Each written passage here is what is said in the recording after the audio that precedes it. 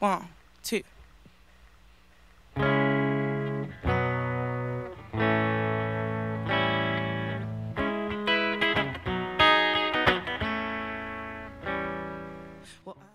So my name is Kristen Ford, and I'm a touring singer-songwriter, looper, guitar player, drummer, indie rocker. And what I wanted to do with this studio time is to capture the live show in a way that sounds great, but then also you have the visual, so it's just like being there, and it's just basically like using a tape recorder where we just hit record. I played some songs, then we hit stop. No auto-tune, no crazy edits, nothing, just live playing, and for it to kind of be like an intimate sound of what I am doing now, solo, traveling around the country, doing this thing. Yeah. I think being a one-woman band has been this new thing for me over the last like 5 months of traveling. My approach to looping is for it to be organic and to be playing as many instruments live as possible, and as I'm overdubbing things, there's not really a set part. It's kind of something that I improvise on the spot. So for me, I did about 90 shows over the last 5 months, and I have to keep it fresh each night. I would say the fact that every single show is completely different, and that you're going to have this huge sound with one person would be the difference between me and everybody else. That Audrey Ryan, who's a local Boston player, was my huge, like, oh wow, this can be done, I should try this. And there's a one-man band called Suitcase Junket out of Western Massachusetts, and he is old school. He doesn't do any looping, but he has an amazing setup with his feet where he plays all these percussion. So I kind of took a lot of inspiration from them for the one-person band, but when it comes to musical influences, I'd say Radiohead, Ani DeFranco, Phoenix. There's too many to really name off the top of my head, but I like it all. I like so many different styles of music, and I try to keep it eclectic, but for this recording, I wanted to kind of have there be a theme throughout, rather than be too all over the place with country and a folk and a hip-hop and a jazz, and I wanted it to be more streamlined.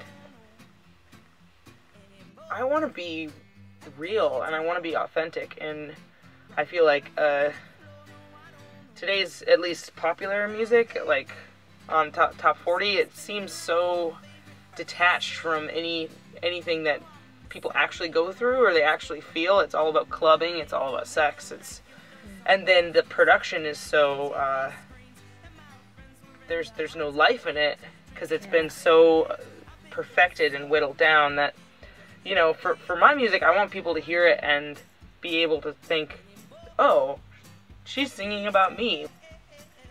Even if I'm singing about something that's kind of sad or kind of hard for me, I want the music to be feeling kind of major and feeling upbeat.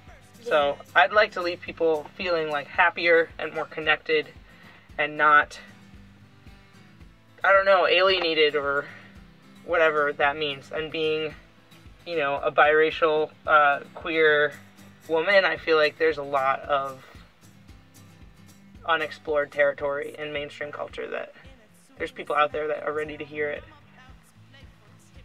In terms of recording, studio time, I feel like writing, recording, live performance, and rehearsal are all different skill sets, and the more time you can spend in the studio, like, the more comfortable it gets. And today was sweet because it was just me, and I felt like I was really well rehearsed going into it. We could move pretty quickly, whereas when you are dealing with a larger ensemble, it can be more tricky. And I would just say, for people that are getting into the looping, just practice on your piece of equipment a lot, because it's, when you have a loop, the loop is God. It's not the way that you're feeling the beat. It's whatever's recorded, it's going to repeat infinitely. And that took, for me, some getting used to after playing in a band, and then coming off of a solo tour.